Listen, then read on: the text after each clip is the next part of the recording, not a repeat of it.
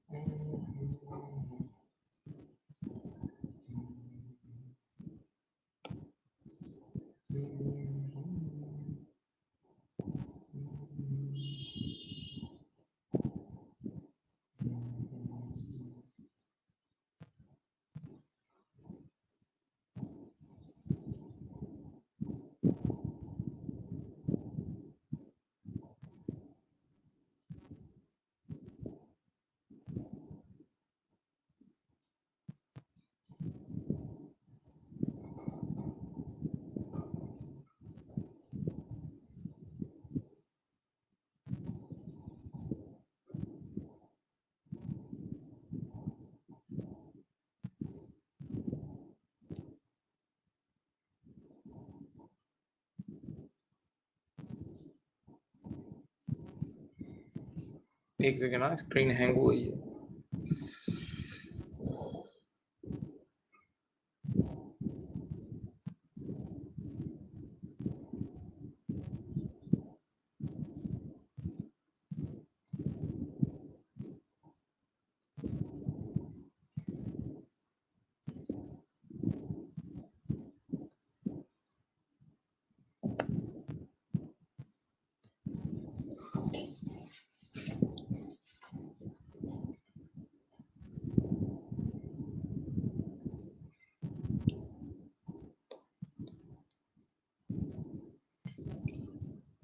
Okay जी, बिस्मिल्लाहिर्रहमानिर्रहीम। आज का हमारा सवाल है, उसका नाम है ग्रेगरी।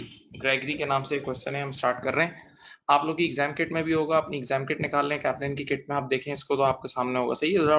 अच्छा, ये सवाल नॉर्मल सवाल से बहुत अच्छा और बहुत टेक्निकल सवाल है, यानी इसमें कंसोलिडेशन की कमेंट्री है। ठीक है, आजकल अभी हमारे स्कोप का पार्ट बन चुका है। कंसोलिडेशन की कमेंट्री भी अब एग्जामिन होती है, राइट? ओके, नाउ चलो। ग्रेगरी असल में एक पेरेंट कंपनी है। इस कहानी क्या, इसका इस पूरे क्वेश्चन की थीम ये पेरेंट कंपनी है। वो लास्ट ईयर अकेली थी, लास्ट ईयर अकेली जिंदगी गुजार रही थी, और इस साल के मिड में, इस अकाउंटिंग पीरियड के मिड में उन्होंने एक कंपनी को टेक ओवर कर लिया है। तो अब इस साल से ग्रुप अकाउंट्स बनना शुरू हो गए, जबकि लास्ट ईयर सिंगल अकाउंट्स थे। इस साल से ग्रुप अकाउंट्स बनना शुरू हुए हैं। सही है, प्लीज जान जान लगाएं। Gregory is a listed entity and until 1 October X5, देखें ये डेट है। It had it had no subsidiaries. 1 October X5 से पहले उसके पास कोई सब्सिडरीज नहीं थी, यानी पहली बार उसने 1 अक्टूबर X5 को टेक ओवर किया है। सही है, अब देखें। On that date it acquired 75% of Temson's equity shares by means of a share exchange. बेटा, पेरेंट कंपनी का नाम है ग्रेगरी और सब्सिडरी का नाम है टेम्सिन, याद रखना। और पेरेंट कंपनी ने सब्सिडरी कंपनी के 75% शेयर खरीदे, यानी एनसीआई 25% पे। Okay, by means of a share exchange of 2 new shares in Gregory for every 5 shares in Temsin। बेटा, सब्सिडरी कंपनी के 5 शेयर आएंगे तो अपने 2 जाएंगे, सब्सिडरी कंपनी के 5 शेयर आएंगे तो अपने 2 जाएंगे। ये शेयर एक्सचेंज की डील हुई है। सही है। दीज, अब जरा गौर से सुनना, these share were recorded at the market price at the day of acquisition. these shares were recorded at the market price of the day of acquisition, बिल्कुल। and were the only shares issued by Gregory during the year ended 31st March 06। रुको रुको, थम जाओ। हम सबको पता है कि जब पेरेंट कंपनी एस कंपनी को टेक ओवर करती है और शेयर्स कंसिडरेशन देती है, जब पी कंपनी एस कंपनी को टेक ओवर करके शेयर्स कंसिडरेशन देती है, तो पेरेंट कंपनी अपनी मार्केट प्राइस पे रिकॉर्ड करती है। तुम लोगों को कंसोलिडेशन में पढ़ाया था, पेरेंट कंपनी उसे अपनी मार्केट प्राइस पे रिकॉर्ड करती है। ये आप लोगों ने कंसोलिडेशन में पढ़ा था। सही है, तो ये तो इसने बोला हुआ है। और साथ इसने एक और बात बोली है कि पेरेंट कंपनी ने बस यही शेयर इशू किया और कोई शेयर इशू किए ही नहीं है। बस यानी टेक ओवर के वक्त ये जो शेयर एक्सचेंज हुआ ना, टेक ओवर के वक्त सब्सिडरी के शेयर्स लेके अपने शेयर जो इशू किए ना, बस यही शेयर पेरेंट कंपनी ने इशू किए, इसके अलावा कोई शेयर इशू नहीं किए। तो जब पेरेंट कंपनी ने यही शेयर इशू किए हैं, तो इसका मतलब बैलेंस शीट में जो भी शेयर कैपिटल और शेयर प्रीमियम का इंक्रीज होगा, ये उसी से रिलेटेड होगा ना। नहीं समझ रहे हैं? साफ साफ कह रहा है कि पेरेंट कंपनी ने बस यही शेयर्स पूरे साल में इशू किए और कोई शेयर इशू नहीं किए। तो अगर मैं बैलेंस शीट देखूं तो उससे मुझे कुछ इन्फॉर्मेशन मिल जाएगी। आइए आइए आपकी खिदमत में पेश करता हूँ, आइए आपकी खिदमत में पेश करता हूँ, आइए आपकी खिदमत में पेश करता हूँ। सुने, देखें, इधर देखना, ये देखो देखो देखो देखो, देखो इधर। आप अपने क्वेश्चन, आपके पास भी क्वेश्चन है वो भी निकाल लें। बताओ लास्ट ईयर शेयर कैपिटल था 40 और अब हो गया 46। ये देखो 6000 से शेयर कैपिटल बढ़ा, शेयर प्रीमियम पहले 0 था अब 6000 हो गया। देखो इसका मतलब देखते रहो, इसका मतलब ये हुआ, मैं एक एंट्री बना रहा हूँ। देखो ऑर्डिनरी शेयर कैपिटल कितने से बढ़ रहा है, 40 से 46 हुआ। Ordinary share capital balance sheet में देखो 40 से 46 हुआ, 6000 से बढ़ा। हाँ, और शेयर प्रीमियम 0 से 6000 हुआ, तो इसका मतलब शेयर प्रीमियम भी बेटा 6000 से बढ़ा। याद है ये? और अब आप देखो, आपको एंट्री पूरी याद दिलाता हूँ। शेयर्स कंसिडरेशन की एंट्री क्या होती थी, एक एंड से शेयर कैपिटल शेयर प्रीमियम बढ़ता था और सामने यहाँ इन्वेस्टमेंट डेबिट होती थी, सामने यहाँ इन्वेस्टमेंट डेबिट हो जाती थी। बेटा सोच लो, सामने यहाँ इन्वेस्टमेंट 6 और 6 12,000, 12,000 से इन्वेस्टमेंट डेबिट हो गई। इसका मतलब देखते ही पता लग रहा है कि पेरेंट कंपनी ने सब्सिडियरी कंपनी की जो कीमत अदा की है वो 12,000 है। पेरेंट कंपनी ने इस कंपनी को जो खरीदा है वो 12,000 में। देखो बेटा ये रही, ये सीओआई है, ये 12,000 आपकी सीओआई है, अच्छी तरह देख लो, ये 12,000 आपकी सीओआई है, ठीक है, ये अच्छी तरह देख लें। अब क्या है जरा इधर देखें, यहाँ से मैं तुम्हें शेयर प्राइस भी निकाल देता हूँ। आपको पता है जो इन्वेस्टमेंट डेबिट होने वाली एंट्री होती है ना, ये हमेशा मार्केट प्राइस पे होती है। अब बताओ, ये शेयर कैपिटल 6000 से बढ़ रहा है, इसका मतलब पी कंपनी इशूड 6000 शेयर्स, ये 6000 से बढ़ रहा है, इसका मतलब पेरेंट कंपनी ने 6000 शेयर इशू किए हैं। भाई शेयर कैपिटल 6000 से बढ़ रहा है और फेस वैल्यू 1 है, शेयर कैपिटल 6000 से बढ़ रहा है और फेस वैल्यू 1 है, इसका मतलब पेरेंट कंपनी ने 6000 शेयर्स इशू किए हैं। और बताओ टोटल वैल्यू कितनी दी है, 12,000 की वैल्यू दी है, पेरेंट कंपनी ने टोटल कीमत दी है 12,000 की और शेयर इशू किए हैं 6000, तो इसका मतलब एक शेयर की प्राइस 2 होगी ना। नहीं समझे भाई, पेरेंट कंपनी ने 6000 शेयर इशू किए हैं और उस 6000 शेयर्स की टोटल कीमत बन रही है, सामने देखो डेबिट पे 12,000, तो इसका मतलब एक शेयर की प्राइस कितनी होगी at the date of take over, parent company का एक शेयर होगा $2 का। ये देखें,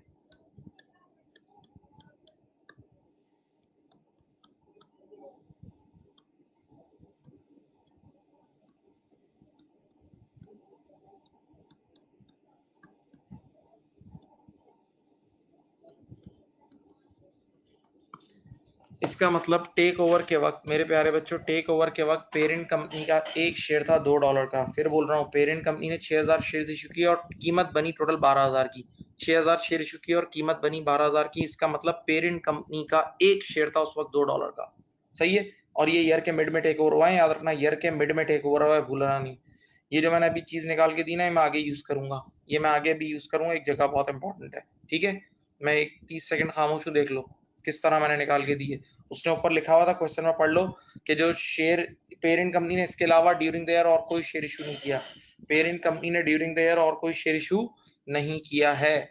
तो बेटा ये जो शेयर इशू हो रहा है ना, बैलेंस शीट में जो चेंज आ रहा है, इसकी वजह सिर्फ और सिर्फ ये टेक ओवर है और कोई नहीं है, देख लो।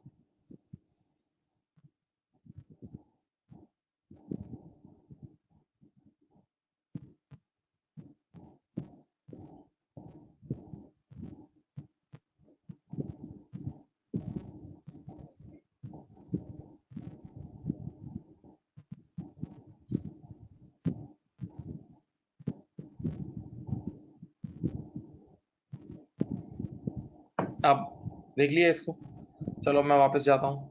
अच्छा बेटा अपने अकाउंटिंग पीरियड्स देख लें, हमारे अकाउंटिंग पीरियड्स ये रहे, देखो हमारा अकाउंटिंग पीरियड 31 मार्च है, ये देखें बेटा, ये 31 मार्च, ये भी 31 मार्च, ठीक है। और पिछले साल देखो सिंगल कंपनी थी, पेरेंट कंपनी अकेली थी, इस साल ग्रुप बन चुका है, इस साल के मिड में टेक ओवर हुआ, तो इस साल कंसोलिडेटेड अकाउंट्स बने। और एग्जाम आपके क्वेश्चन में भी पिछले साल सिंगल एंटिटी के अकाउंट्स गिवन है और इस साल ग्रुप के अकाउंट्स गिवन है, याद रखना भाई। अच्छा, एक छोटा सा काम और आपके सामने कर देता हूँ, 1 मिनट का काम है, आगे यूज होगा। पिछले साल पेरेंट कंपनी अकेली थी, तो पेरेंट कंपनी का यहाँ मैं जीपी मार्जिन आपको निकाल के दे रहा हूँ। पी कंपनी का ये देखो ग्रेगरी का जीपी मार्जिन आपको निकाल के देता हूँ। आहिस्ता आहिस्ता डेटा समेटेंगे। 7,200 का जीपी और ये सेल्स है, 7,200 का जीपी और सेल्स है 28,000। देखो पिछले साल का निकाल के दे रहा हूँ, 7,200 डिवाइड बाई 28,000,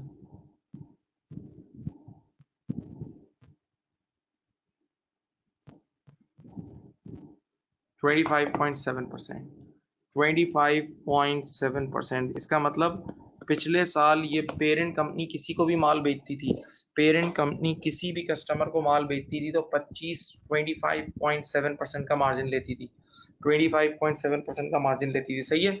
और इस साल के बीच में टेक ओवर हुआ है, अब इस वाले अकाउंटिंग पीरियड के बीच में मिड में टेक ओवर हुआ है, डेट देख लो आराम से, सही है। इतनी बात की है बस, अब आगे बढ़ रहे हैं, ये देख लो आगे बढ़ रहे हैं। अब कह रहे हैं कि अदर इन्फॉर्मेशन मैं रीड करना शुरू कर रहा हूँ, सही है। Each month since the acquisition Gregory sells to Temson, parent company subsidiary को हर महीने जिस दिन से टेक ओवर हुआ है, जिस दिन से टेक ओवर हुआ है उस दिन से लेके ईयर के मिड में टेक ओवर हुआ है, तो ईयर के मिड से लेके ईयर के एंड तक पेरेंट ने सब्सिडरी को कंसिस्टेंटली हर महीने 2 मिलियन का माल बेचा है, हर महीने 2 मिलियन का माल बेचा है। Gregory had chosen only to make a gross profit margin of 10% on these sales as Temson is part of the group, सही है। पेरेंट कंपनी ने कहा अब तो तुम हमारे ग्रुप के हिस्से बन गए हो, तुम हमारे ग्रुप का हिस्सा हो, जान हो हमारे, तो अब हम आपको सिर्फ 10% मार्जिन पे माल बेचेंगे। अच्छा देखो, नॉर्मल लोगों से हम कितना मार्जिन ले रहे थे लास्ट ईयर, ये देखो नॉर्मल लोगों से हम 25.7% मार्जिन ले रहे थे। पिछले साल हम जिसको भी माल बेचते थे, पिछले साल हम जिसको भी माल बेचते थे उससे 25.7% मार्जिन लेते थे। और इस साल देखो हमने अपनी जो सब्सिडरी है उसको 10% पे बेचना शुरू कर दिया, यानी सस्ता बेचना। हमने अपनी ही सब्सिडरी को प्यारे बच्चों सस्ता बेचना शुरू कर दिया है, कम कीमत में बेचना शुरू कर दिया है, okay. Then the values of property plant and equipment held by both entities have been rising for several years। जबरदस्त बात है, कह रहा है हमारी प्रॉपर्टी प्लांट एंड इक्विपमेंट की पेरेंट और सब्सिडरीज दोनों की वैल्यू बढ़ रही है। तो बेटा एक बात बोलूं, इस सवाल में कॉस्ट मॉडल यूज हो रहा है। बच्चे ने कहा कैसे, मैंने कहा कि वैल्यूज बढ़ रही हैं, वैल्यूज बढ़ रही हैं, और अगर ये लोग रिवैल्यूएशन मॉडल यूज करते, और अगर ये लोग रिवैल्यूएशन मॉडल यूज करते और वैल्यू शूट कर रही है तो रिवैल्यूएशन रिजर्व होता ना बैलेंस शीट में, तो बैलेंस शीट में कोई रिवैल्यूएशन रिजर्व नहीं है। अच्छी तरह देख लो, तुम्हारे पास भी क्वेश्चन मौजूद है, तुम्हारे पास भी क्वेश्चन मौजूद है, बैलेंस शीट में there is no revaluation reserve, balance sheet में there is no revaluation reserve, balance sheet में there is no revaluation reserve. इसका मतलब बेटा कॉस्ट मॉडल पे फाइनेंशियल स्टेटमेंट बनी हुई है, कॉस्ट मॉडल पे इन लोगों ने बनाई हुई है फाइनेंशियल स्टेटमेंट। याद रखना, आगे जाके कहीं यूज करूंगा ये वर्डिंग्स, आगे जाके सवाल में कहीं यूज करूंगा, देख लेना।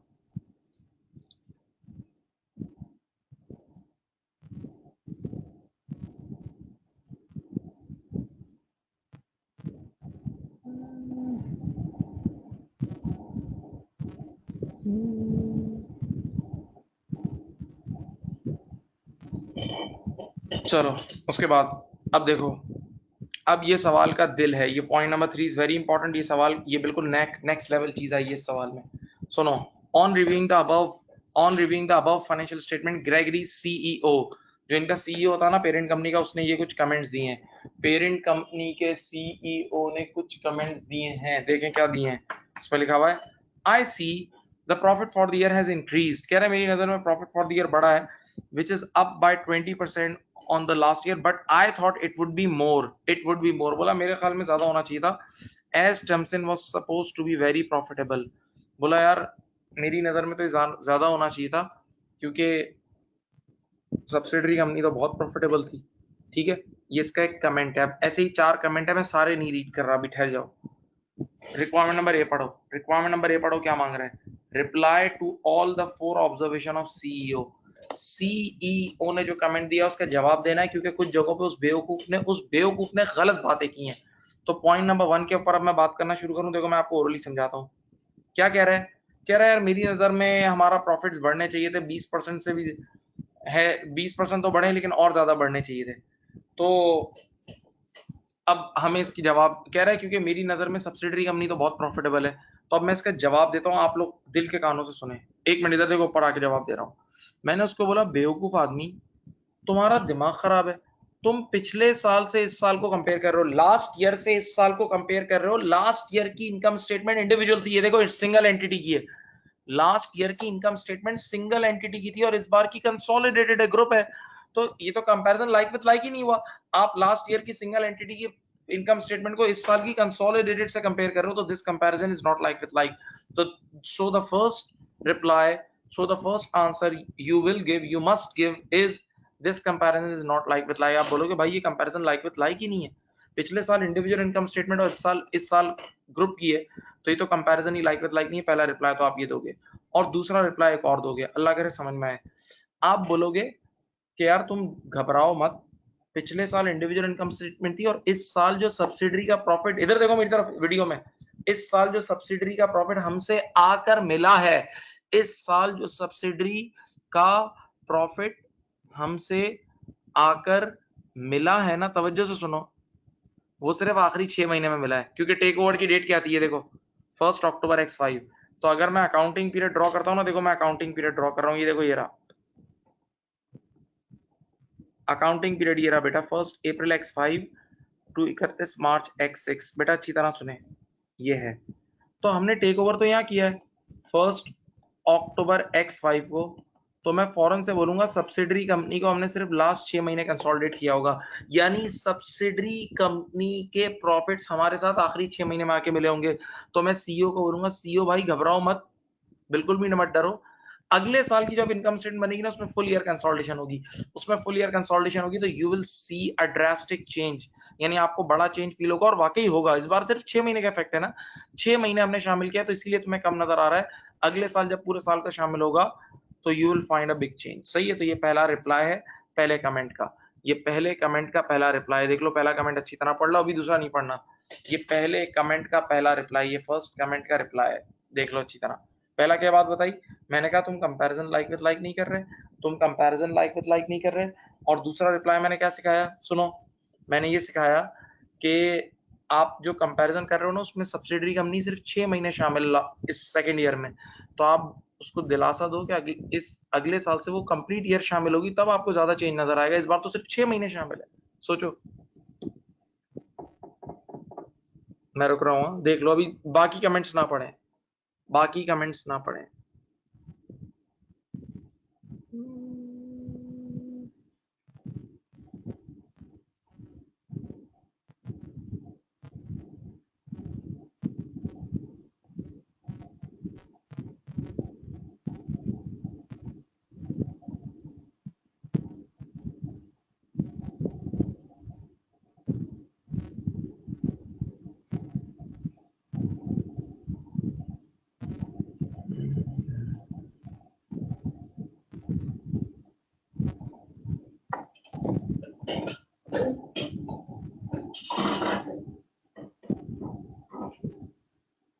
अब सुनो, इसका सोल्यूशन देखो, देखो एक मिनट, मैंने कुछ लिखा हुआ भी है, सुने यहाँ, ये देखो इसका, ये ए का कमेंट है, कमेंट नंबर 1 है ये देखो, this comparison is not like with like as last year only parent company and this year parent plus subsidiary. सही है ना, लास्ट ईयर सिर्फ पेरेंट कंपनी के अकेले रिजल्ट से और इस साल पी प्लस एस है, ठीक है, तो ये कंपैरिजन लाइक विद लाइक नहीं है। सो सेकंड, and दूसरा, and only 6 months subsidiary results are included in consolidated SOCI, so CEO should wait one more year to see the full impact of Temsins,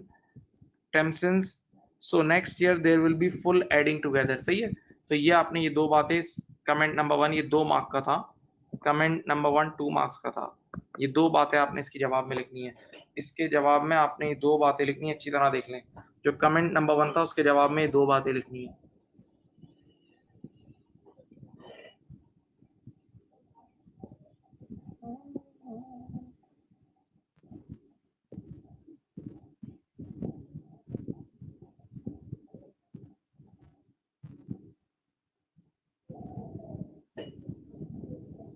अच्छा जी, next, अब second comment पे आते हैं, बिस्मिल्लाह। Second comment is very good, ये IAS 33 से भी रिलेटेड है, EPS अर्निंग पर शेयर से रिलेटेड है। सुनो क्या कह रहे हैं, आई हैव कैलकुलेटेड, बेटा अपना क्वेश्चन अपने सामने रखना था कि आपको जरा पेजेस टर्न करने होंगे actively. I have calculated the earning per share EPS for 2006 at 13 cents, ये देखो इस तरह कैलकुलेट किया है, ऊपर इसने 6000 का प्रॉफिट लिखा है, नीचे शेयर्स लिखे हैं, सही है, and for 2005 is 12.5 cents, although the profit has increased 20% but EPS has barely changed। कह रहा है प्रॉफिट तो हमारा, आप इनकम स्टेटमेंट में जाके देख लो, इनकम स्टेटमेंट में सब जाके देख लो 20% से बढ़ा है, प्रॉफिट तो 20% से बढ़ा है, लेकिन कह रहा है EPS तो चेंज ही नहीं हुआ, शायद बिल्कुल ना होने के बराबर चेंज हुआ है। तो अब इसके जवाब दूं, इसने ये जो ये वाली ये देखो, ये वाली कैलकुलेशन गलत की है, ये वाली EPS की कैलकुलेशन गलत है, दिस इज रॉन्ग, ये वाली ईपीएस की कैलकुलेशन इसकी गलत है, मैं साबित करूंगा भाई, आराम आराम से टुक टुक करके साबित करता हूँ। इसका न्यूमरेटर भी गलत है और डिनोमिनेटर भी गलत है। आप पहले इस कमेंट को पेट भर के देख लो, इसका न्यूमरेटर भी गलत है और डिनोमिनेटर भी गलत है।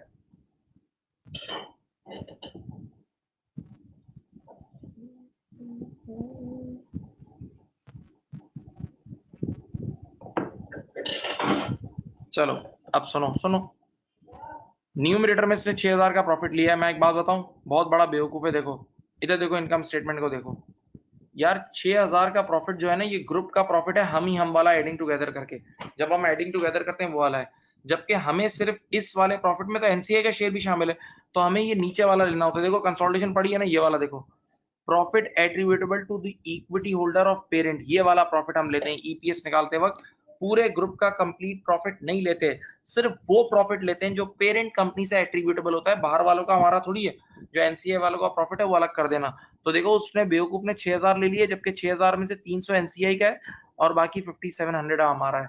तो पहली बात जो ईपीएस उसने 31 मार्च x6 के लिए निकाला है, जो ईपीएस उसने 31 मार्च x6 के लिए निकाला है, उसका न्यूमरेटर गलत है, उसका प्रॉफिट गलत है। बेटा प्रॉफिट 5700 होना चाहिए था, इसने ले लिया है 6000। ये पहली गलती हमने पकड़ ली, सही है। एक और गलती भी अभी हम पकड़ लेते हैं, ठहरे। अब मैं बताऊं, इसका डिनोमिनेटर भी गलत है, इसने डिनोमिनेटर में 46000 लिया है। तुम लोग जब ईपीएस पढ़ते थे उसमें फुल मार्केट प्राइस इशू याद है? मैं आपको बताता हूँ, चलो भाई देख लो, ईयर के स्टार्टिंग के शेयर्स और ईयर के एंड के शेयर देख लो। मैं अब आपको बताता हूँ, ये देख,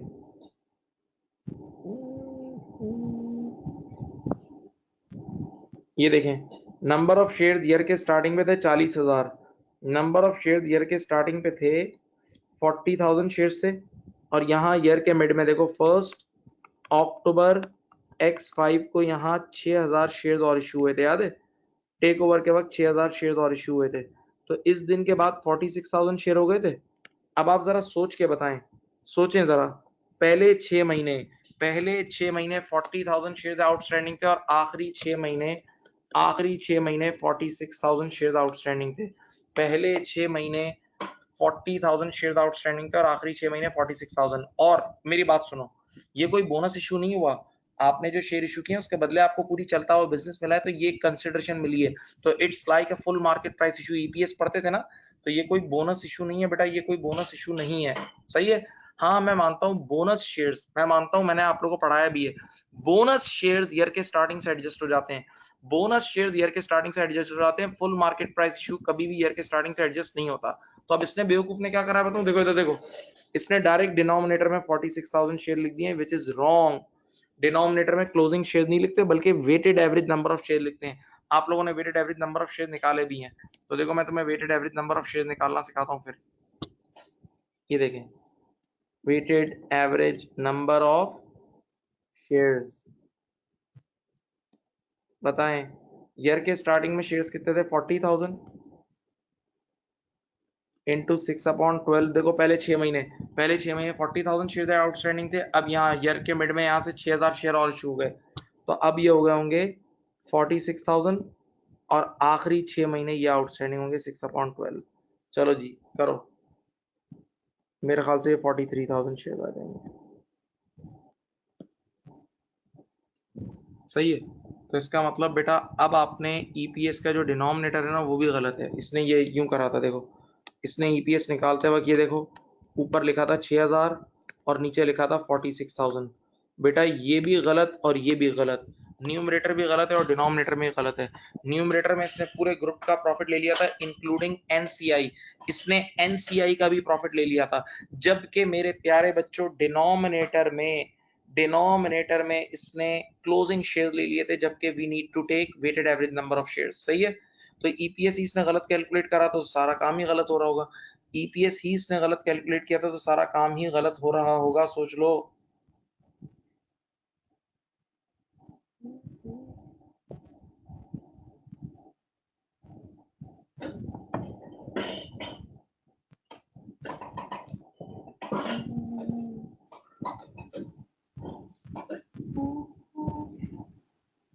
अब सुनो, अब मैं देखो इसकी कमेंट्री आपको बता रहा हूँ। 2 मिस्टेक्स किए नहीं, देखो कमेंट नंबर 2 का रॉन्ग कैलकुलेशन ऑफ शेयर्स इसके गलत है। As new shares 6000 shares are issued at the mid of the year, ये देखो पढ़ो, new shares are issued at the mid of the year, it should be included only for 6 months. देखो ये weighted average number of shares निकाल के दिखाए गए, ये weighted average number of shares आपके सामने निकाल के दिखाए गए, मैंने ऊपर भी निकाले थे, नीचे भी निकाल लिए, सही है, ओके। इसके बाद देखो, इसके बाद यहां से पढ़ो, profit figure is also wrong, profit figure is also wrong as total profit is included, only profits attributable to ordinary shareholders of parent company should be included, which is 5700। तो मेरे प्यारे बच्चों, अब जो करेक्ट ईपीएस निकालेंगे वो कैसे निकालेंगे भाई, हमें न्यूमरेटर में जो प्रॉफिट यूज करना चाहिए था वो 5700 और डिनोमिनेटर में 43000। न्यूमरेटर में जो हमें प्रॉफिट इंक्लूड करना चाहिए था 5700 और डिनोमिनेटर में 43000 शेयर्स, तो करेक्ट ईपीएस आया है 13.25 सेंट्स। करेक्ट ईपीएस कितना है 13.25 सेंट्स, ये देख लो, ये पूरा आपके सामने है, ये पूरा आपके सामने, ये देखो इसका कमेंट है सेकंड।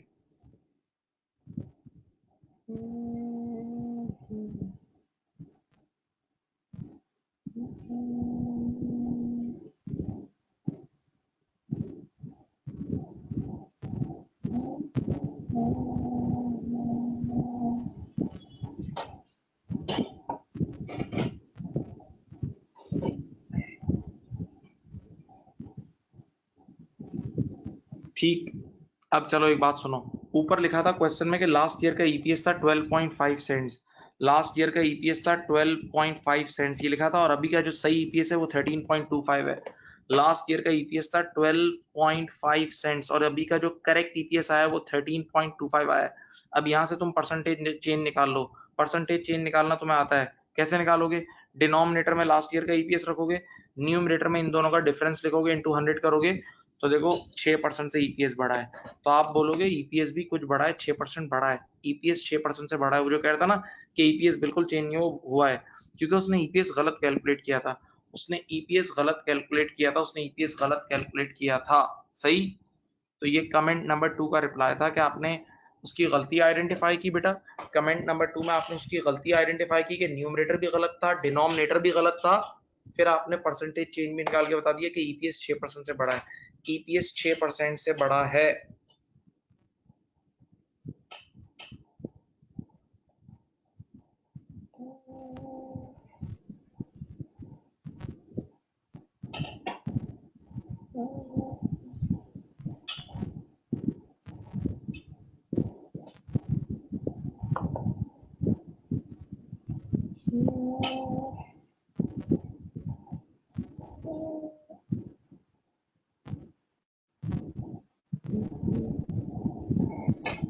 अब अगली बात सुनो, comment number 3 is very easy, और वो ऐसा है कि आप हंसेंगे कि सीईओ को सीईओ कहलाने का हक ही नहीं है। देखो क्या कह रहा है, नंबर 3 पढ़े, I am worried that the low price at which we are selling goods to Temson, याद है ना, पेरेंट कंपनी सब्सिडरी कंपनी को सस्ता माल बेच रही थी, पेरेंट कंपनी सिर्फ 10% मार्जिन पे ऊपर लिखा था ना बेच रही थी, तो पेरेंट कंपनी सब्सिडरी कंपनी को सस्ता माल बेच रही है, is undermining overall group overall profitability. कह रहा है यार पेरेंट कंपनी सब्सिडरी को जो सस्ता माल बेच रही है ना, पेरेंट कंपनी सब्सिडरी को जो सस्ता माल बेच रही है उसकी वजह से ग्रुप की प्रॉफिटेबिलिटी कम हो रही है।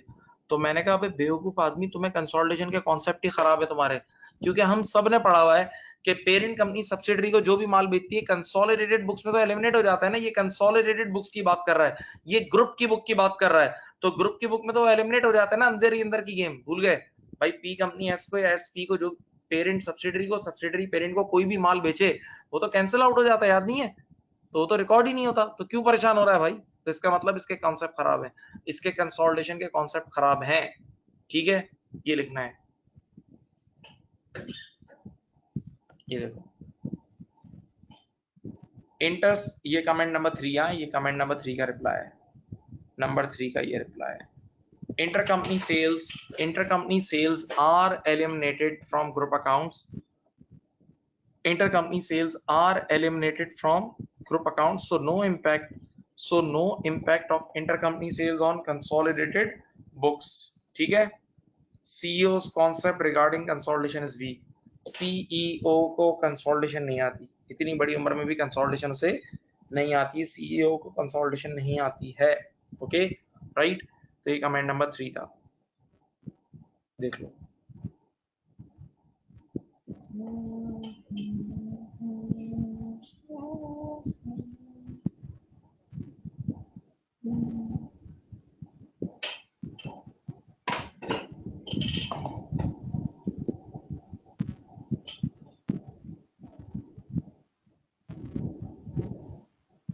पॉइंट नंबर 4, आई नोटेड, ये तो बहुत ही अच्छा पॉइंट है, जबरदस्त पॉइंट है। I noted that the share price is now 2.3। कह रहा है यार अब ईयर एंड पे शेयर प्राइस 2.3 हो गई है। ईयर एंड पे शेयर प्राइस कितनी हो गई? How does this compare with our share price immediately before we bought Temson? ये वाला पॉइंट मैं आपको करा चुका हूं, मैंने अभी बीच में आपको यहाँ सॉल्व कराया था, देखो बीच में ही कराया था, यहाँ देखो, यहाँ ये रहा, यहाँ नहीं ऊपर, सॉरी, यहाँ ऊपर कराया था ना, ये देखो ये रहा, ये वाली वर्किंग देखो, इसको चेक करो। मैंने आपको बताया था कि टेक ओवर के वक्त पेरेंट कंपनी ने सब्सिडरी कंपनी को 6000 शेयर इशू किए थे, देखो ये वर्किंग से, पेरेंट कंपनी ने इस कंपनी को 6000 शेयर इशू किए थे, और पेरेंट कंपनी की एक शेयर की प्राइस उस वक्त $2 थी, क्योंकि 6000 शेयर इशू किए थे और इन्वेस्टमेंट टोटल 12000 है, तो $12000 डिवाइड बाय 6000, मार्केट प्राइस कितनी थी? 2 थी। टेक ओवर के वक्त पेरेंट कंपनी की मार्केट प्राइस 2 थी, यानी ईयर के मिड में जब टेक ओवर होने जा रहा था उस वक्त पेरेंट कंपनी की मार्केट प्राइस 2 थी। और अकॉर्डिंग टू हिज कमेंट, इसने अपने कमेंट में क्लियर लिख दिया कि अब मार्केट प्राइस 2.3 हो गई है। अब मार्केट प्राइस देख लो बेटा 2.3 हो गई है, इसका मतलब 2 से 2.3, 2 से 2.3 कितने परसेंट चेंज है बताओ, कैलकुलेटर निकाल लो, 0.3 चेंज हुआ है ना। तो अगर जो चेंज आया है वो ऊपर रखो, नीचे $2 रखो, तो ये 15% है, न्यू करके देख लो, 0.3 ऊपर रखो, डिवाइड बाय 2 into 100 करो, तो इट्स अ 15% चेंज। भाई आधे साल में शेयर प्राइस 15% बढ़ गई, और क्या चाहिए तुम्हें? आधे साल में शेयर प्राइस 15% बढ़ गई, और क्या चाहिए तुम्हें? $2 से $2.3 हो गई, तो ये तो बहुत अच्छा चेंज है ना। 15% चेंज हो गया, 15% इंक्रीज हो गया यार, दैट्स वेरी गुड यार, इससे अच्छा क्या हो सकता है?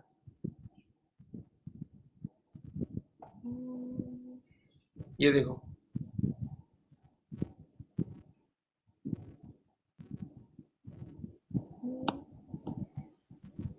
ये देखें, ये एंट्री मैंने आपको एसओएफपी से बनाई थी, ये देखें शेयर कैपिटल 6000 से बढ़ रहा था, शेयर प्रीमियम भी 6000 से, और ये 12000 से, ये मैंने क्लास के शुरू में ही सिखा दी थी। हाँ, तो इस हिसाब से अब देखो, इस हिसाब से एक शेयर की market price, that means that, ये पूरा कमेंट लिखा हुआ है देखो, that means P company issued 6000 shares to S company controlling share holders at the date of take over.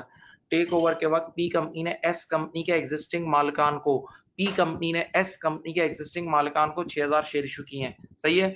So share price of P company at the time of take over is, ये होनी चाहिए, मैंने ऊपर proof कर दी, $2। And according to CEO, share price of Gregory is now 2.3, share price of Gregory is now 2.3। मेरे प्यारे बच्चों, पहले $2 थी ईयर के मिड में जब टेक ओवर, और आज $2.3 है, तो it's simply 15% increase, which means 15% increase in share price in just 6 months. That means shareholders are taking takeover positively. बेटा 15% 6 महीने में बढ़ गया, it's a very good change. तो इसका मतलब शेयर होल्डर इस टेक ओवर को पॉजिटिव ले रहे हैं, यानी उनका पी रेशियो वगैरह सब इंक्रीज हो रहा है, उनका कॉन्फिडेंस कंपनी पे बहाल हुआ है, राइट। ओके, तो ये आखिरी कमेंट का रिप्लाई था, कमेंट नंबर 4 का रिप्लाई था ये। ओके,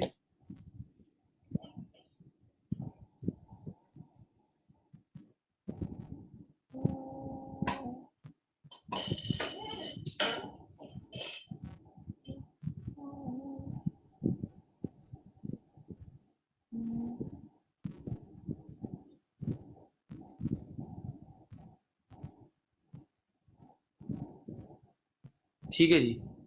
अब सवाल में कोई इतना मुश्किल नहीं है, अब एक बच्चों वाली रिक्वायरमेंट है रेशियोज निकालने की, और बाकी एक कमेंट्री करनी है नॉर्मल सी, कोई इतना मुश्किल नहीं है। ये असल चीज थी, ये सवाल का डिफरेंट एरिया था, डिफरेंट तरह का सवाल आया था। ठीक है, चलो मैं क्वेश्चन पे वापस जा रहा हूँ। क्या कह रहे हैं देखो, अब क्वेश्चन की मांग सुनो।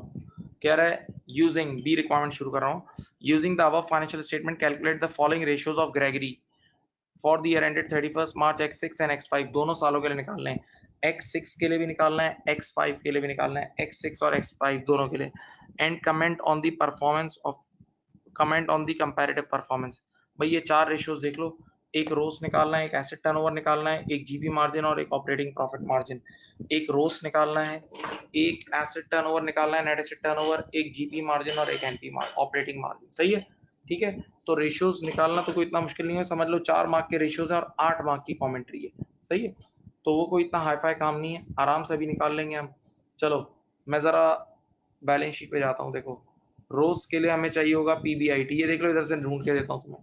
ये रहा ऑपरेटिंग प्रॉफिट पीबीआईटी, ये 6000 है 2005 का और ये 2006 वाले सालों का, दोनों का पीबीआईटी देख लो। एक का 6000 है, देखो ये रहा, और एक का ये 7500 है, नजर आ गया यहाँ।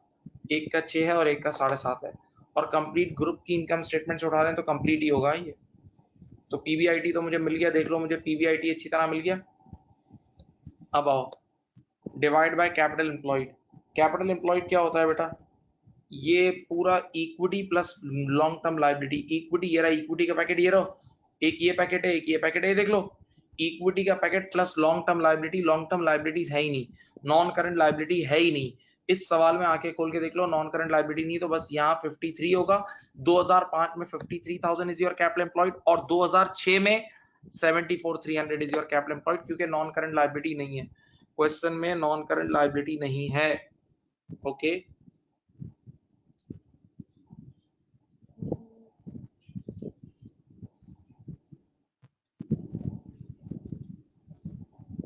ठीक है, चलो अब मैं स्टार्ट करता हूँ चीजें, आप देखते जाएं।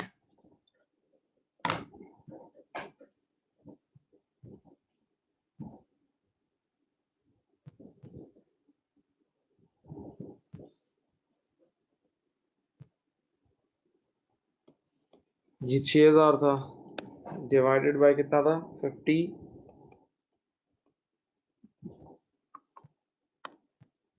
6000 डिवाइड बाय 53,000 इंटू 100। ओके, ऐसा ही है। एक मिनट ना।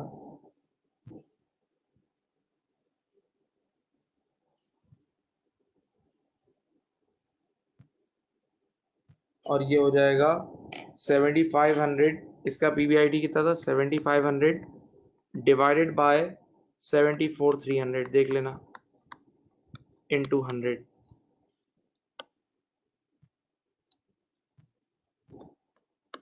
चलो परसेंटेज निकाल लो। ये पहला आएगा 11.32%, ये आ रहा है 11.32%, और बेटा ये कितना आ रहा है? 10.09%। ठीक है, देखो बेटा आपका रोज गिर गया, आपका रोज गिर गया 11.32 से 10.09 हो गया। ठीक है, अब ये पहला रेशियो मैंने निकाल दिया रोज। अब दूसरा रेशियो निकालूं, इधर देखो, नेट एसेट टर्नओवर होता है sales divide by capital employed. Sales divide by capital employed, जाओ अपने अपने क्वेश्चन में जाके देखो, सेल्स 2005 की सेल्स थी 28,000, जाके देख लो। 2005 की सेल्स थी 28,000, डिवाइड बाय कैपिटल एम्प्लॉयड तो हमने अभी निकाल लिया था 53, वही जो ऊपर वाले सवाल में था वही लिख दो। तो ये आ रहा है 0.52 टाइम्स। सही है, और फिर दूसरा कितना है? दूसरे साल की सेल्स है 46,500, बेटा 2006 की सेल्स है 46,500 डिवाइडेड बाय कैपिटल एम्प्लॉयड, ये देखो ऊपर लिखा है।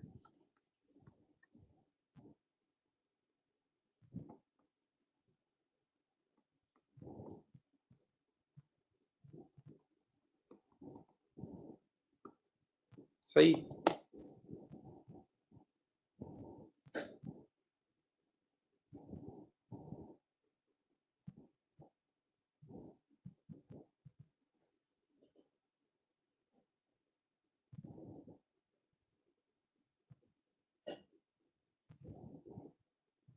सही। अब देखो बेटा, आपका एसेट टर्नओवर 0.52 से 0.625 हो गया, बढ़ गया, ये बढ़ गया। अब जीपी मार्जिन निकालते हैं। जीपी मार्जिन होता है जीपी अपॉन सेल, जाके देख लो। जीपी था जीपी था 2005 का 7200 डिवाइड बाय 28,000 इंटू 100, ये मेरा ख्याल से 25.7, ये मैंने पहले निकलवाया भी था। ठीक है, अब ये हो जाएगा 9300 डिवाइड बाय,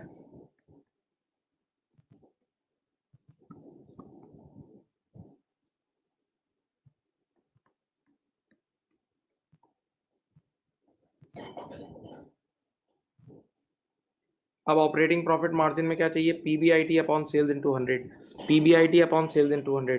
तो यहाँ का पीबीआईटी था 6000, देख लो क्वेश्चन में देख सकते हो बेटा, प्लीज देख लो। पीबीआईटी ये था, सेल्स थी 28000 इंटू 100।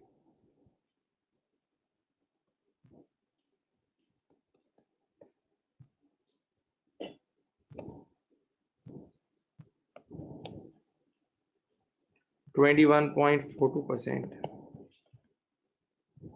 और ये है 7500 डिवाइडेड बाय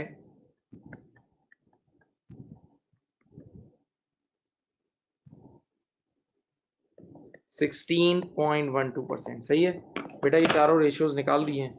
मैं खामोश हूँ एक मिनट का, मैं आज चुप हूँ, ब्रेक ले रहा हूँ। आप जरा इस चारों को देख लें, इन चारों को रेशियोज को अच्छी तरह देख लें।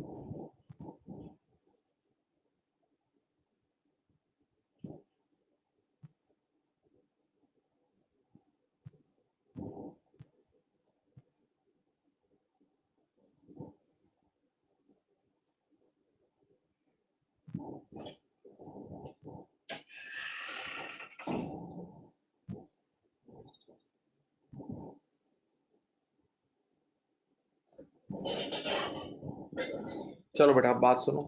अब इन चार रेशियोज पे बहुत ही सिंपल कमेंट्री करनी, कुछ टेक्निकल होगी और मैं रोक रोक के कराऊंगा। सही है। पहली बात, सबसे ज्यादा कमेंट्री आपको पता है, सबसे ज्यादा इंपॉर्टेंट जो चीज होती है ना, वो रोस ही होता है।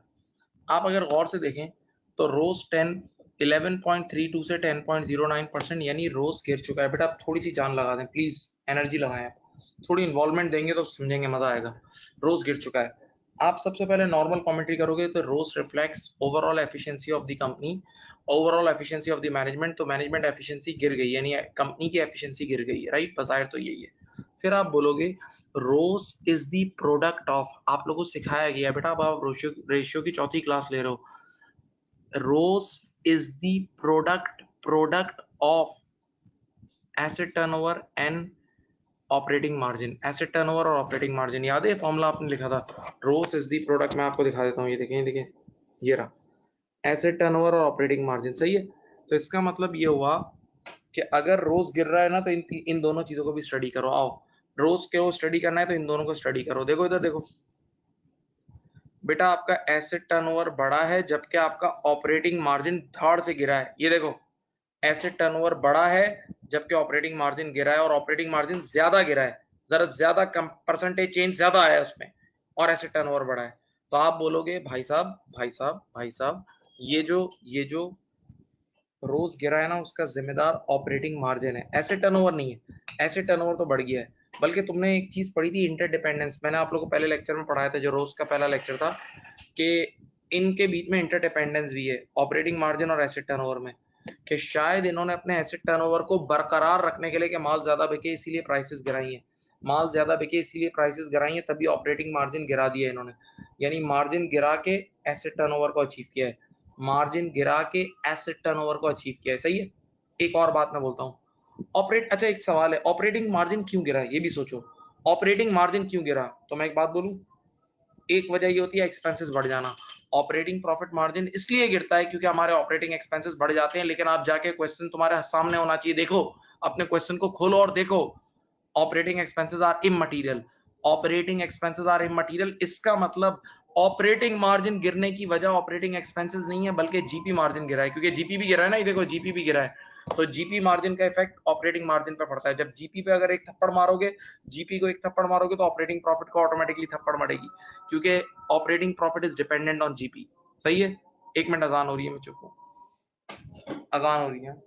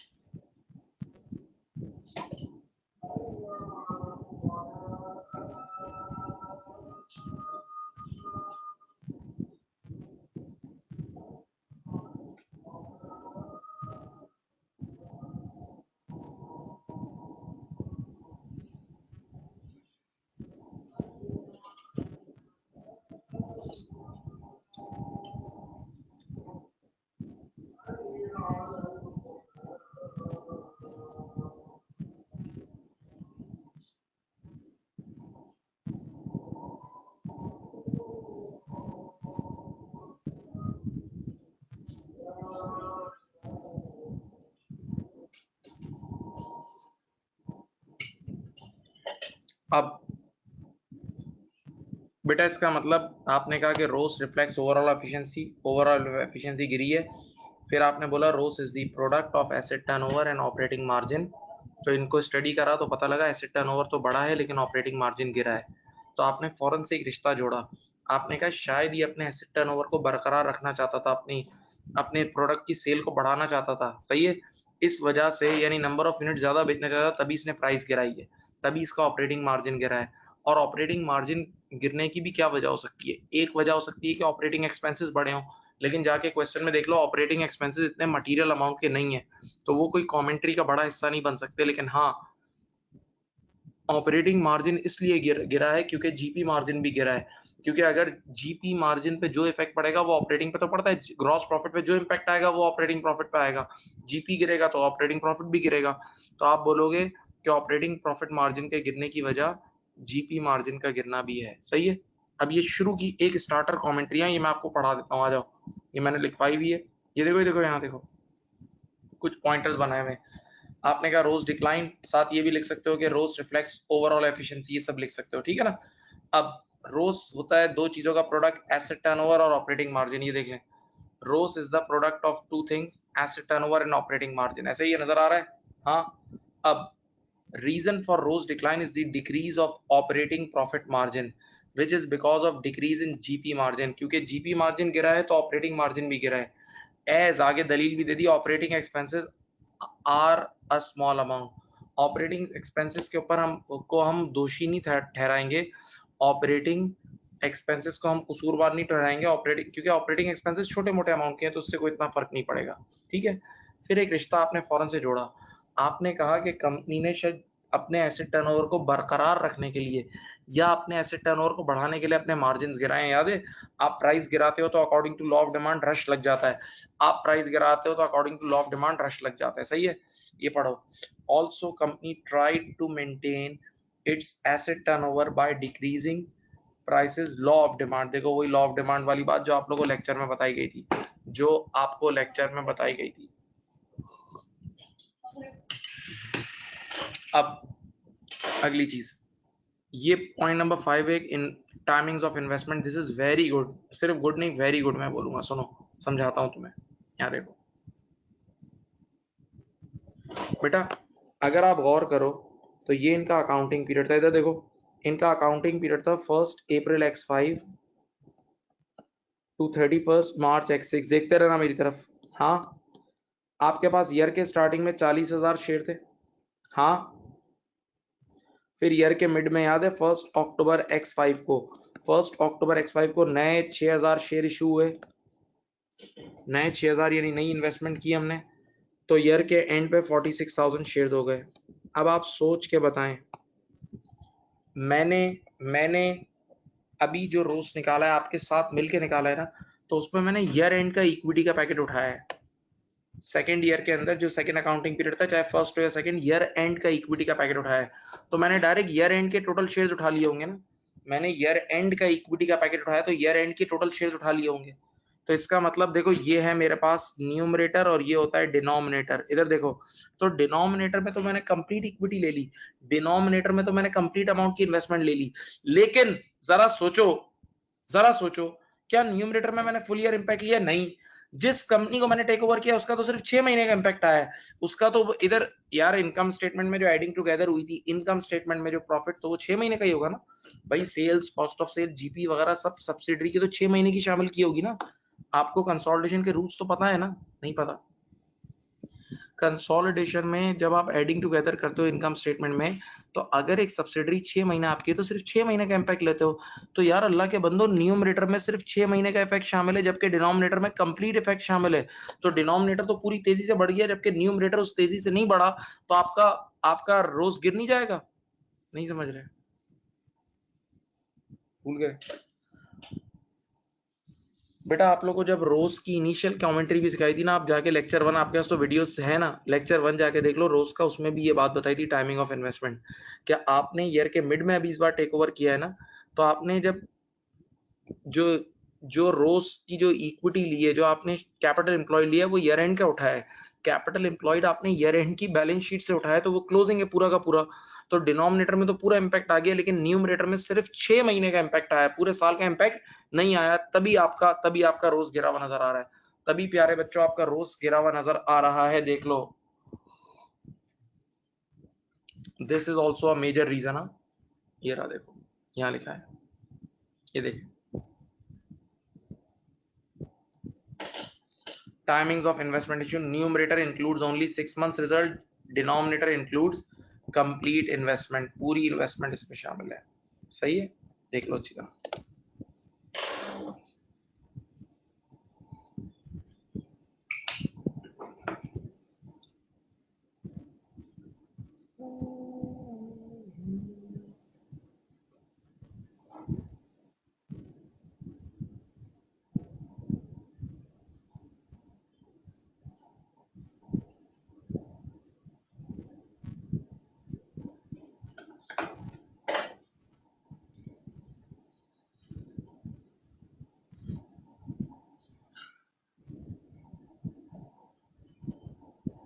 ठीक है जी, अब मैं जरा टेक्निकल कमेंट्री करने लगा हूँ, प्लीज। अब आप लोग बिल्कुल हिल भी नहीं सकते, स्क्रीन के सामने से हिलना मना है। अब मैं टेक्निकल कमेंट्री करूंगा। अब देखें, सुने बेटा, आपने 1 मिनट पहले एक लाइन आपको क्वेश्चन की यहाँ दिखा के रीड कराता हूँ, चलो देखो, ये देखो क्या लिखा हुआ है। The values of property, plant and equipment held by both entities have been rising for several years. दोनों इदारों के, पेरेंट के भी और सब्सिडरी के, प्रॉपर्टी, प्लांट एंड इक्विपमेंट की वैल्यूज बढ़ती जा रही हैं। सही, दोनों इदारों के प्रॉपर्टी, प्लांट एंड इक्विपमेंट की वैल्यूज बढ़ती जा रही हैं। सही है। और मैं एक बात बोलूं, दोनों इदारे कॉस्ट मॉडल में, क्योंकि कोई रिवैल्यूएशन रिजर्व नजर नहीं आ रहा। दोनों इदारे तो कॉस्ट मॉडल पे ही है। पेरेंट कंपनी तो लाजमी कॉस्ट मॉडल पे, क्योंकि बैलेंस शीट में कोई रिवैल्यूएशन रिजर्व नहीं है। ठीक है, पक्का? अब ये लाइन पढ़ लिया आपने। अब मैं तुम्हें एक बेसिक एक स्टेटमेंट लिखता हूँ और तुम्हें समझाता हूँ, दिल से प्लीज।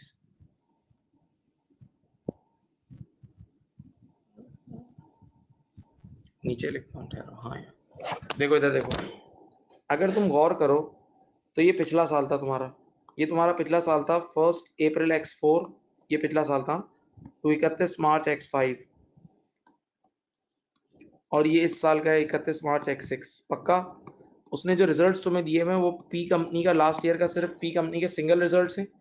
जो बैलेंस शीट और इनकम स्टेटमेंट पिछले साल की है वो पी कंपनी की सिंगल है, और इस साल आपको ग्रुप की गिवन है। ग्रुप की गिवन है, ग्रुप का मतलब P+S, P+S। पक्का? हाँ। अच्छा मेरे प्यारे बच्चों, तुम्हें पता है रोज का फॉर्मूला ये होता है, PBIT अपॉन कैपिटल एम्प्लॉयड। ये फॉर्मूला याद है ना भाई? मैं बेसिक पे जा रहा हूँ।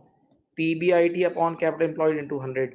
और खुद कैपिटल एम्प्लॉयड क्या होता है? वो ये होता है, उसका एक फॉर्मूला ये भी होता है, total assets less current liability. याद है? कैपिटल एम्प्लॉयड का एक फॉर्मूला ये भी होता है, आपने पढ़ा है, total assets less current liability. पक्का? अब मैं देखो तुम्हें बड़ा जबरदस्त पॉइंट बता रहा हूँ।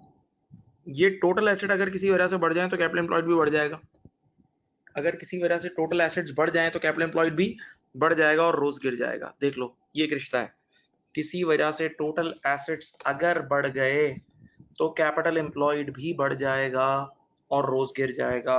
सोचो सोचो। अब जो बात है समझाना वो मैं समझाता हूँ। देखो बेटा, पेरेंट और सब्सिडरी समझ लो, दोनों इदारे कॉस्ट मॉडल पे चल रहे थे। मार्केट वैल्यूज बढ़ चुकी थी लेकिन ये पुराने जमाने की कॉस्ट पे थे।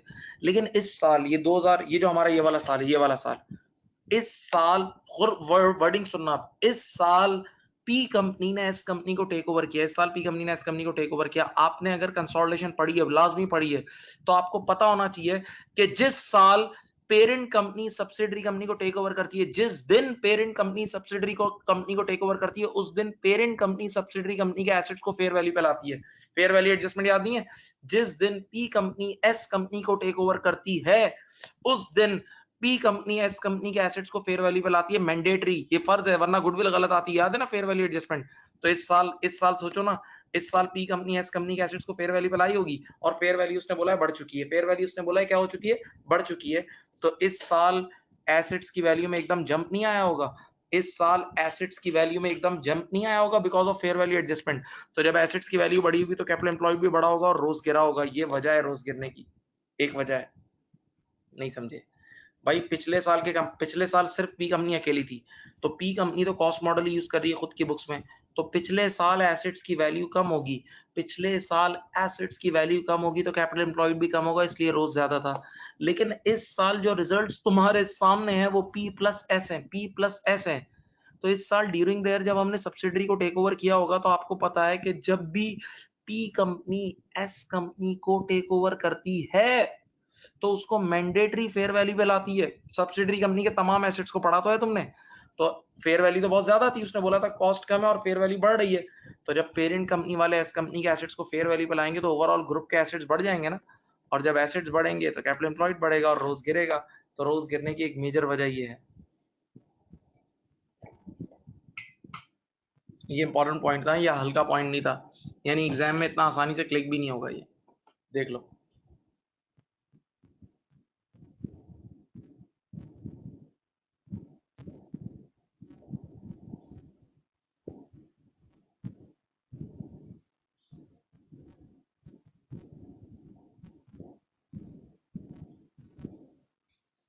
चलो अब देखें ये वाला डायलॉग पढ़ें। लास्ट ईयर, ये देखो पढ़ो, ये पॉइंट नंबर 6 पढ़ो, ये बहुत इंपॉर्टेंट पॉइंट है। Last year P company is using cost model in its individual books, so assets value in P company's books, so as asset value low in P company's book, but this year P company acquired S company and it is mandatory to bring S company's assets to fair value at the date of takeover. That's why in 2006 carrying value of asset is high and ROS is low.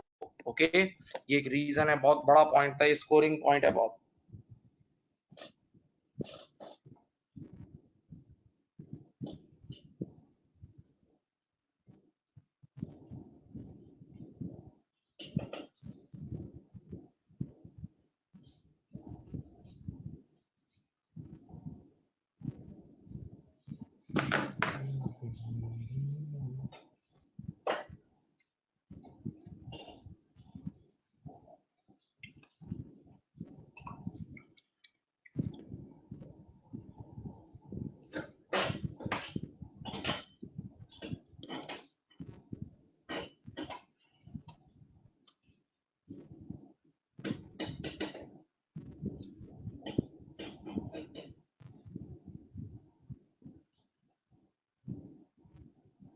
अब आखिरी चीज आ जाओ, अब ये कैसा उल्चोर रास्ते से जाना है, देखो सुनो, आ जाओ एक जबरदस्त चीज।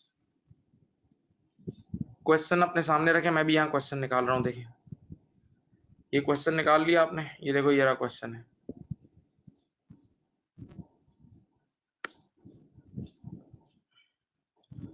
बेटा पहले तो एक बात को समझ लें बहुत गौर से, बस इस पॉइंट पे मैं 5-7 मिनट लगाता हूँ। पहले तो इस बात को अपने दिमाग में डाल लें कि जो हमने इनकम स्टेटमेंट बनाई होगी ना ग्रुप की, ये वाली ये जो हमने ग्रुप की इनकम स्टेटमेंट बनाई होगी ना, इसमें सब्सिडरी के डाटा को 6 महीना ऐड किया होगा, क्योंकि सब्सिडरी 6 महीने हमारी थी, हमने मिड ऑफ द ईयर में टेक ओवर किया है, तो सब्सिडरी के डाटा को 6 महीने इंक्लूड किया होगा, ये सोच लो एडिंग टुगेदर करते वक्त इनकम स्टेटमेंट। पक्का? अच्छा बेटा तुम कंसोलिडेशन पढ़ के आओ, ये मान लो। तो जब सब्सिडरी के डाटा को फकत 6 महीने इंक्लूड किया होगा, जब सब्सिडरी के डाटा को फकत 6 महीने इंक्लूड किया होगा, तो उसके एनसीआई भी 6 महीने का ही निकलता है बेटा। इनकम स्टेटमेंट का एनसीआई हमेशा फॉर द ईयर निकलता है। तो इस फॉर द ईयर में जब एस कंपनी 6 महीने हमारी थी, इस फॉर द ईयर में जब एस कंपनी 6 महीने हमारी थी, तवज्जो फरमाइए, तवज्जो इधर, तवज्जो इधर, तो उसका एनसीआई भी 6 महीने का निकला होगा, और एनसीआई 25% पे निकला होगा, क्योंकि हमारी होल्डिंग है 75%। ये देख लो, यहाँ क्वेश्चन में देखो हमारी होल्डिंग 75 है, तो एनसीआई 25% पे निकला होगा। अब देखते हैं, इधर देखो, बताओ, ये आंखें खोलो, देखो सामने, 6 महीने का एनसीआई, 6 महीने का एनसीआई है 300, 6 महीने का एनसीआई 300, 6 महीने का एनसीआई 300 है, और ये 25% पे निकला होगा। तो अगर मैं इधर देखो, इधर इस 300 को, ये 325% के बराबर है, ये 325% के बराबर है। अगर इसको डिवाइड बाय 25 इंटू 100 करूं, तो ये 1200 आ जाएगा। ये पूरे 100% पे पहुंच जाऊंगा? नहीं समझ रहे?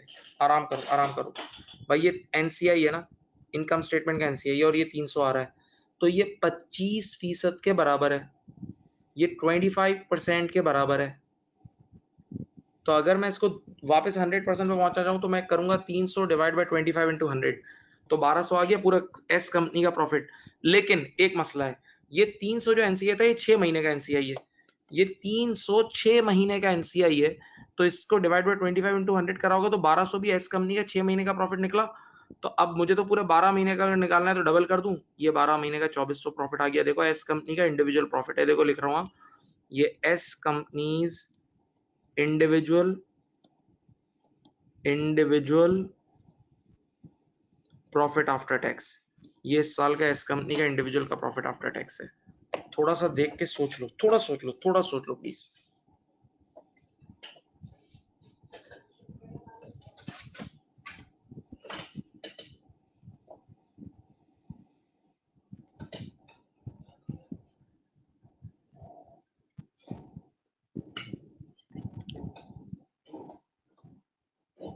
मैं फिर बोलूं यार, ये 300 इनकम स्टेटमेंट का एनसीआई है, और एनसीआई इस बार 25% पे निकला होगा, तो जब 25% प्रॉफिट 300 रुपए के बराबर है, तो पूरा 100% 1200 होगा। लेकिन ये 1200 जो निकला ना, ये 6 महीने का निकला, 6 महीने का। तो पूरे साल का निकालना है, तो डबल कर दूं, तो एस कंपनी के पूरे साल का, एस कंपनी के पूरे साल का प्रॉफिट आफ्टर टैक्स आ रहा है 2400। चोर रास्ते से निकाला है, पीछे के रास्ते से निकला है, यूं रिवर्स वर्किंग करके। सही है, देख लो इसको। अब मैंने एस कंपनी की इंडिविजुअल बुक्स का प्रॉफिट निकाल दिया। एस कंपनी की इंडिविजुअल बुक्स का प्रॉफिट आफ्टर टैक्स आ रहा है 2400। अब देखो, यहाँ देखो, यहाँ देखो, एक मिनट, एस कंपनी की इंडिविजुअल बुक्स का प्रॉफिट आफ्टर टैक्स निकाल दिया। और एक और बात सुनो, बताओ, पेरेंट कंपनी ने एस कंपनी को 12,000 में खरीदा था, तो एक इन्वेस्टर ने 12,000 लगाए थे, एक इन्वेस्टर ने 12,000 लगाए थे, और एनसीआई वालों का शेयर, ये देखो बैलेंस शीट में देखो 3600 है। यानी एक इन्वेस्टर की वैल्यू थी 12,000, एक इन्वेस्टर ने 12,000 लगाए थे और एक ने 3600। तो अगर टोटल 100% मैं इन्वेस्टर की वैल्यू लगाऊं ना, तो 12,000 प्लस 3600 आएगा। नहीं समझे? एक मिनट भाई, सब्सिडरी कंपनी के दो मालिकान है, सब्सिडरी कंपनी के दो मालिकान है, मेरी बात सुने, एक पेरेंट और दूसरा एनसीआई। पेरेंट ने कितनी कीमत दी है? 12,000। पेरेंट वालों ने 12,000 कीमत दी है, और एनसीआई वाले फेयर वैल्यू पे रिकॉर्ड होते हैं। एनसीआई की वैल्यू देखो बैलेंस शीट में 3600 है, तो 12,000 प्लस 3600 टोटल इन्वेस्टर की वर्थ आ गई। टोटल इन्वेस्टर ने जो इन्वेस्टमेंट की है वो 15,600 होगी। आओ मैं तुम्हें एक स्पेशल चीज निकाल के दिखाता हूँ, थोड़ा सा मेरा साथ दें, बस ये लास्ट पॉइंट है, थोड़ा सा साथ दें। ये देखिए,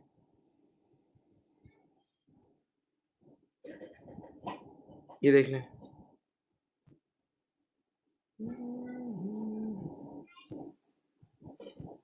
यहाँ देख लें,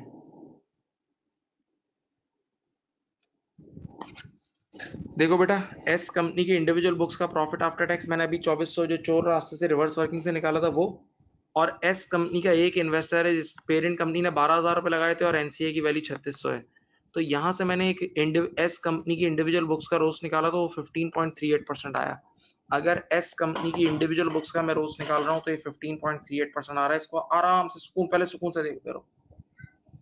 इंडिविजुअल बुक्स का प्रॉफिट हमने निकाला चोर रास्ते से, और नीचे वो पैसे रखे जो इन्वेस्टर्स ने लगाए हैं। तो एक इन्वेस्टर ने 12,000 लगाए थे पेरेंट कंपनी ने, और एक ने एनसीए ने लगाए थे। तो देखो इंडिविजुअल बुक्स का रिटर्न आ रहा है 15.38%। अब एक हिला देने वाले इंकिशाफात सुने। We can see S companies individual book ROS is 15.38% and group का रोस कितना है? 10.09%। अभी निकाला था। एस कंपनी की 2006 की बात हो रही है, 31 मार्च 2006। एस कंपनी की इंडिविजुअल बुक्स का रोस है 15.38%। अकेली एस कंपनी इतना कमा के दे रही है, जबकि ग्रुप की बुक्स का जो कंबाइंड रोस आ रहा है 10.09% आ रहा है। इसका मतलब पेरेंट कंपनी बुरी है, एस थोड़ी बुरी है। नहीं समझ रहे यार, दोनों इदारों का कंबाइंड आ रहा है 10.09 और अकेली एस कंपनी का 15.38% आ रहा है। इसका मतलब पेरेंट बुरी होगी ना, क्योंकि जब पेरेंट और सब्सिडरी मिलके जब एवरेज निकला होगा तो वो कम आ रहा है। तो that means problem in P companies performance, S companies performance is good. यानी ये गलत सोच रहे थे सीईओ वगैरह। एस कंपनी में खराबी नहीं है, खराबी पेरेंट में है यार। नहीं समझ रहे बात को।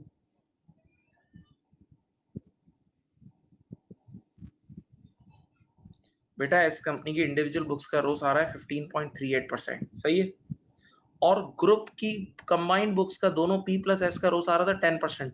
इसका मतलब पेरेंट और सब्सिडरी मिली होगी तो बेचारी सब्सिडरी की अच्छी परफॉर्मेंस भी बुरी नजर आ रही है। तो ये बुराई सब्सिडरी में नहीं है, बुराई पेरेंट में है, ये सच है। ठीक है। अच्छा, मैंने अब आपके सामने मेजर अच्छी गाड़ी कमेंट्री रख दी, फजूल चीजें मैंने डिस्कस की नहीं है, सारी काम की चीजें डाली हैं, सही है। ओके, तो अब आप इस सवाल को फिर रिवाइज भी कीजिएगा, इसके सॉल्यूशंस भी है। इसकी ये जो स्लाइड मैंने लिखी हुई है आपके पास उसमें है, जो जीमेल में। तो अपना ख्याल रखिएगा और डू लॉट ऑफ प्रैक्टिस। ठीक है, अल्लाह हाफिज।